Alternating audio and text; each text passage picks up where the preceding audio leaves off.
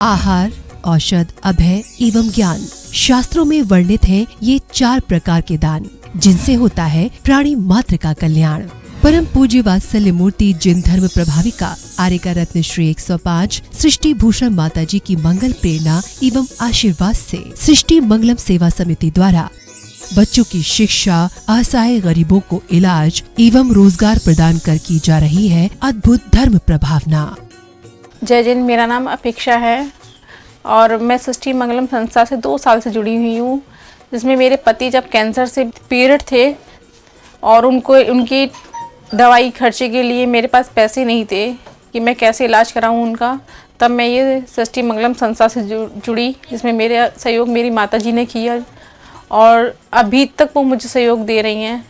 मेरे बच्चे हैं 2, जिसमें से एक बेटी है 10 साल की और एक 2 साल का बेटा है, जिसका कपड़े लत्ते, खाने पीने का, स्कूल का सारा वो खर्चा उठा रही हैं। कि ये संस्था आप लोग देखें, आप लोग समझें इस संस्था को कि ये संस्था क्या है, कितने लोगों की मदद करती है ये संस्था। आप भी मानव सेवा के लिए अपनी चंचला लक्ष्मी का सदुपयोग करें।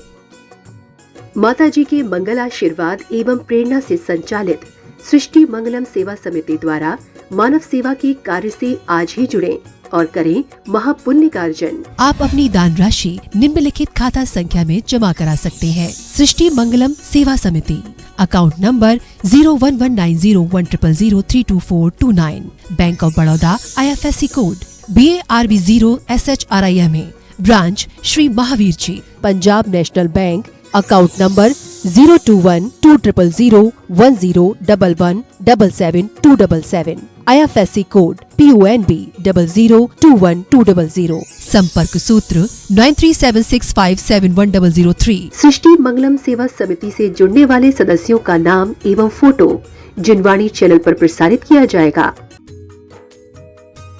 इस कार्यक्रम के पुण्यार्जक हैं सृष्टि मंगलम सेवा समिति में आहार उपकरण, ज्ञान, औषध, करुणा जैसे महान कार्य में सराहनीय सहयोगी पुण्यार्जक परिवार श्री अनिल जैन, श्रीमती शशि जैन, अंकित जैन, श्रीमती प्रियंका जैन। बच्चे वियान सानवी, बेटी चीना जैन, बच्चे तुषार कृष, निवासी मुरादाबाद उत्तर प्रदेश, श्रीमती सरिता MK जैन, राष्ट्रीय अध्यक्ष महिला महासभा एवं भूतपूर्व अध्यक्ष तीर्थ क्षेत्र कमेटी श्री भूपेंद्र जैन, श्रीमती ममता जैन, शालीमार बाग दिल्ली, स्वर्गीय श्री हेमचंद जैन जी एवं स्वर्गीय श्रीमती पुष्पा देवी जैन जी की पुण्य स्मृति में पुत्र पुत्रवधू श्री आनंद जैन, श्रीमती सुधा जैन, पौत्र एवं पौत्रवधू श्री विवेक जैन, श्रीमती पालची जैन, श्री गौरव जैन, श्रीमती श्रुति जैन, पड़पौत्र एवं पड़पौत्री आर्जव जैन, प्रयान जैन, दृशिका जैन, लाइशा जैन, श्री संजय जैन, श्रीमती नीलम जैन, पुत्री तनीषा जैन, निमिषा जैन, पुष्पांजलि पीतमपुरा।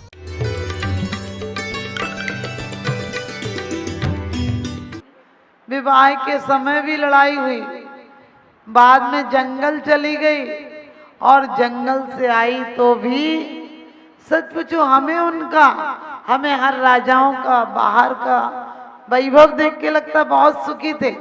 आप सोच कर देखना हमारे राजा रानियों की क्या हालत थी। जब तक थे तो रोज खतरा था कि ना जाने कोई चढ़ाई ना कर दे, और चढ़ाई कर दे राजा मर जाए तो रानियों को क्या सुख था। बेचारी जल के मरे, ना मरे तो बस से बदतर सलूक किया जाता था। अरे हम जैन सिद्धांत मानने वाले, हम क्यों सोचते हैं कि वो अभागन है? क्या अभागन है? कोई अभागन होता है क्या? अपने कर्मों से जी मर जाता है। अपनी आयु कर्म समाप्त हो जाए तो जी मर जाता है।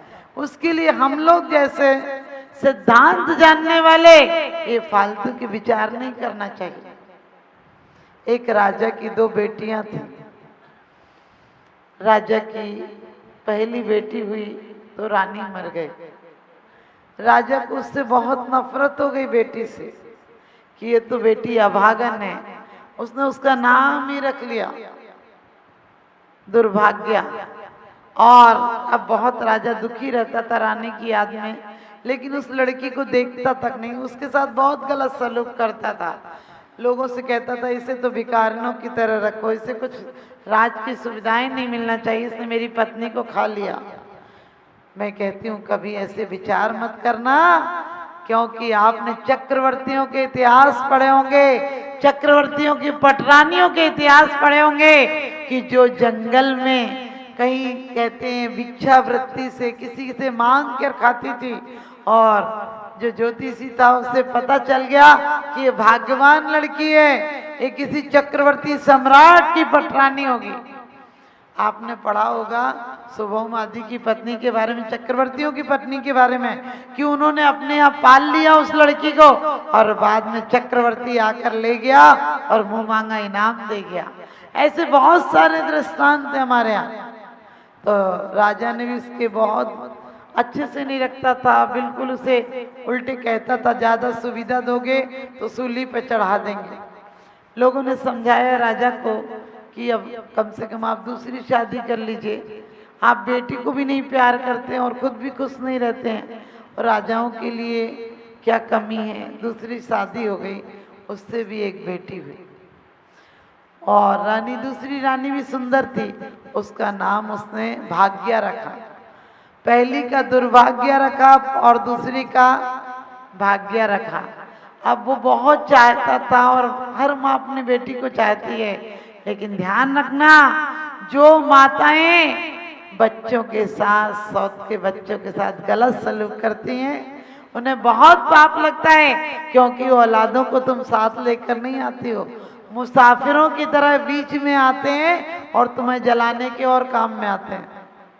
ध्यान रखना, तुम्हारी औलादें ही तुम्हारी आग लगाएंगी, पड़ोसी नहीं आएगा। पड़ोसी तो जब आएगा जब औलादें नहीं होंगी। तो ध्यान रखना, इसलिए कर्तव्य करो, प्यार से रखो बच्चों को, लेकिन मोह में दूसरों का हित मत करो। और वो भी बहुत गलत सोचती थी रानी, बहुत दुख देती थी, और अपनी बेटी को पलक पावड़े रखती थी, बहुत अच्छे से रखती थी। थोड़ी बेटी बड़ी हुई तो रानी कहने लगी, ये दुर्भाग्य की शादी कर दो, कब तक इसका बोझ ढोएंगे। और राजा भी बहुत चिढ़ता था, उसने भर भी ऐसा रखा था कि बस उसके बारे में राजा हमेशा गलत सोचता था। राजा ने सेवकों को आदेश दिया कि जाओ, कोई अंधे, काने, लूले, लंगड़ा जैसा मिले वही ले आओ, और भिखारी मिले तो भिखारी ले आना, इसको अपने कर्मों का फल भोगने दो। कहते हैं उसको वैसे ही ढूंढ कर एक भिखारी को लाया गया, और वो भिखारी बहुत गरीब था, उसकी अकेली माँ थी, घर में झोंपड़े में रहता था, कई दिन से खाना नहीं बना था। और लोगों ने कहा कि इस भिखारी को हम राजघराने का जमाई बनाएंगे। तो माँ तो विश्वास नहीं हुआ, लोगों ने कहा हम सच में राज परिवार से आए हैं, आप भेजो बेटे को। और शादी हो गई। अब घर में इतनी गरीबी कि समझो खाने के लाले पड़े हुए। दहेज में राजा ने कुछ नहीं दिया, लेकिन लड़की बहुत समझदार थी, क्योंकि कहते कन्या है धन धूप सा, तपना जिसका काम, और सुबह पिता के गांव है, शाम पति के ठाम। और कन्या घर बना देती है, बेटा से बेटी भली, जो कुलवंती होए, नाम कमावे माई बाप को देश बड़ाई हो। और वो घर में आई, जैसे तैसे कई दिन भूखे, एक दिन माँ से, सास से कहने लगी कि ऐसे घर कब तक चलेगा, मैं कुछ काम करके लाऊंगी। और कुछ नहीं होगा तो अपने जो एक आध जेवर उस पर था उसे बेच कर आई, और आम के फल खरीद लाई, और आम की दुकान लगा के थोड़ी सी डलिया में रख कर बैठ गई, और रोज भगवान से प्रार्थना करती कि भगवान इतना देना कि मैं भी भूखी नहीं रहूं, और कोई संत, कोई गरीब आए तो उसे भी दो चीज दे सको। और कहते हैं कि देवताओं के आसन डोल गए, और देवता कहते हैं कोई रूप बना कर आया देवी और देवता का, और बूढ़ा बुढ़िया बनकर आए, और कहने लगे बेटा हमने तो इस सीजन में आम ही नहीं खाए, तुम आम दे दोगी क्या? वो बोली हाँ, आज मेरे सारे आम बिक गए हैं, सिर्फ 2 आम पड़े हैं, आप लोग दोनों ले लीजिए। और उसने बड़े प्यार से आम खिलाए, पानी पिलाया, और अपनी जो फट्टी रखती थी उस पर कहा कि बाबा आप लेट जाओ, थक गए होंगे।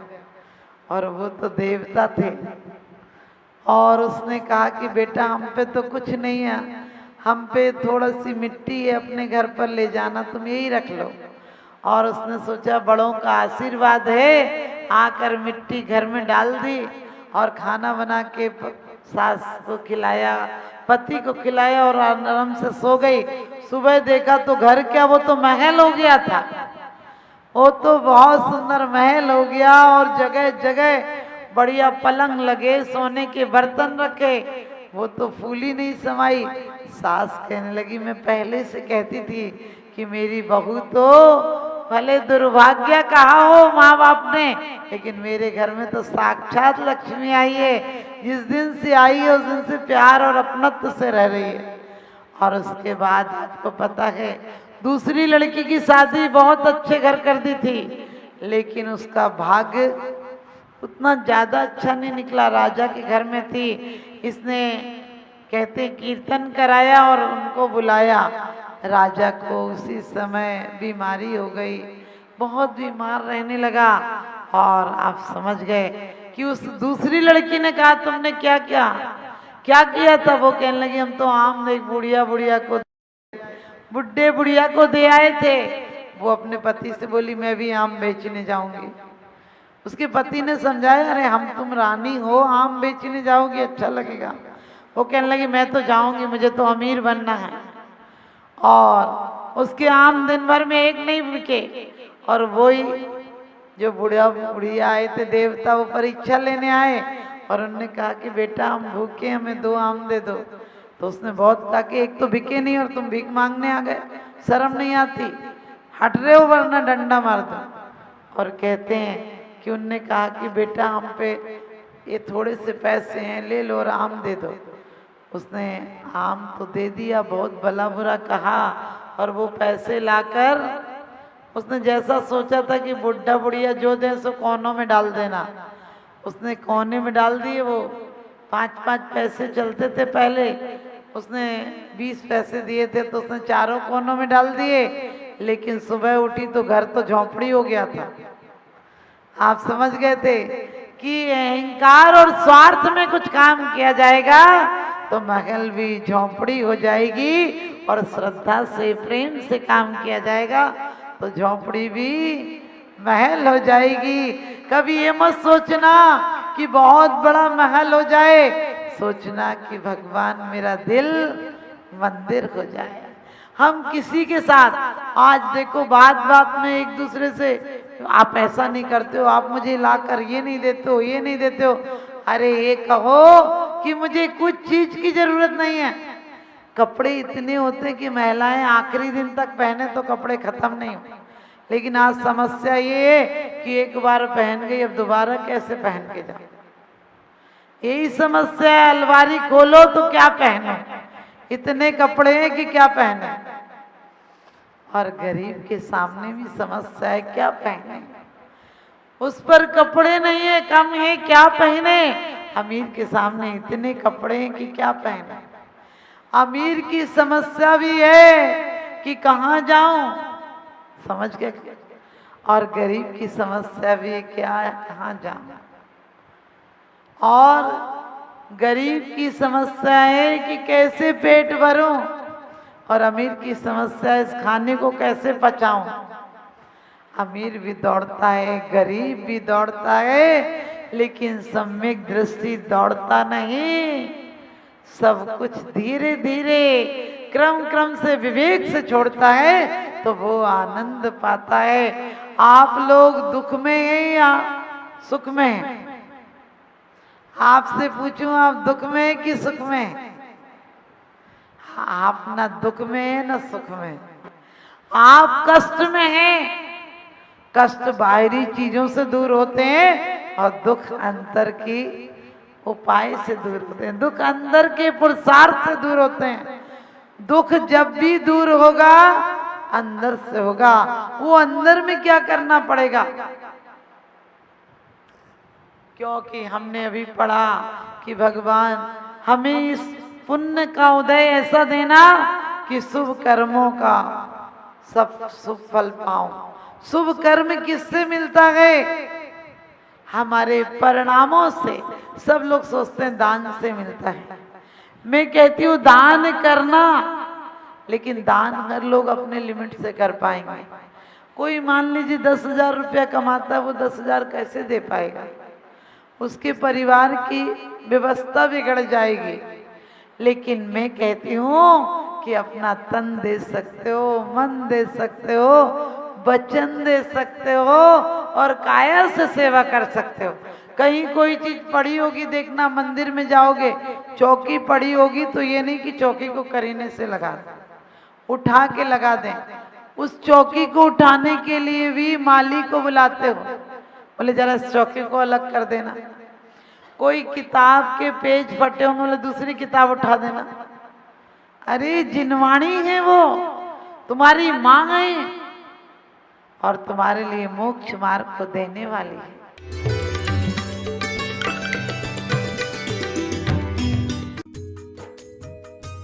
इस कार्यक्रम के पुण्यार्चक थे सृष्टि मंगलम सेवा समिति में आहार उपकरण, ज्ञान, औषध, करुणा जैसे महान कार्य में सराहनीय सहयोगी पुण्यार्चक परिवार श्रीमती राम प्यारी बाई, अध्यापिका मुंगावली वाले, सर्वज्ञ ज्वेलर्स, संस्थापिका सृष्टि मंगलम सेवा समिति, रविंद्र प्रसाद जैन, वीना जैन, पुत्र पुत्रवधू राजीव जैन, पूजा जैन, अरुण जैन, निधि जैन, पुत्री रमार, संजीव जैन, ऋतु जैन, पौत्र तुषार, विपुल, वैशाली, गरिमा, सम्यक, रोहन, शौर्य, श्री सुभाष चंद्र जैन, श्रीमती उमारानी जैन, सहारनपुर, दिनेश चंद्र जैन, मीनाक्षी जैन, भावनगर, भरतेश जैन, मालिनी जैन, कोलकाता, पराग जैन, प्रीति जैन, मुंबई, पंकज जैन, निधि जैन, सहारनपुर, पौत्र पुण्य जैन, सम्यक जैन, पूज्य जैन, संभव जैन, देवांश जैन, पवित्र जैन, पौत्री, संस्कृति जैन, बोधि जैन, श्रीमती उमा जैन, धर्मपत्नी, श्री योगेश जैन, फॉर्म वाले, निवासी सेक्टर 4, गुरुग्राम, हरियाणा, श्री मनीष जैन, श्रीमती नीति जैन, बरेली। परम पूजनीय वात्सल्य मूर्ति जिन धर्म प्रभाविका आनिका रत्न श्री 105 सृष्टि भूषण माता जी की मंगल प्रेरणा एवं आशीर्वाद से अतिशय क्षेत्र श्री महावीर जी में विगत वर्षों से संचालित है चतुर्विध संघ की आहार व्यवस्था, जिसमें आहार विहार, पिच्छी का मंडल, वस्त्र, शास्त्र, औषधि दान आदि की व्यवस्था सुचारू रूप से निरंतर की जा रही है। सृष्टि मंगलम प्रणीता जिन धर्म प्रभाविका वात्सल्य मूर्ति परम पूज्या गणनी आरिका 105 श्री सृष्टि भूषण माता जी के मंगल आशीर्वाद एवं प्रेरणा से संचालित संस्थाएं श्री आदि सृष्टि मंगलम श्री महावीर जी, सृष्टि मंगलम सेवा समिति श्री महावीर जी, महादान, आहार दान जैसे पुनीत कार्य से जुड़कर आप भी घर बैठे धर्म लाभ ले सकते हैं। मात्र 2100 रुपए की राशि से एक दिवसीय आहार व्यवस्था में अपनी चंचला लक्ष्मी का सदुपयोग कर पुण्य का अर्जन करें।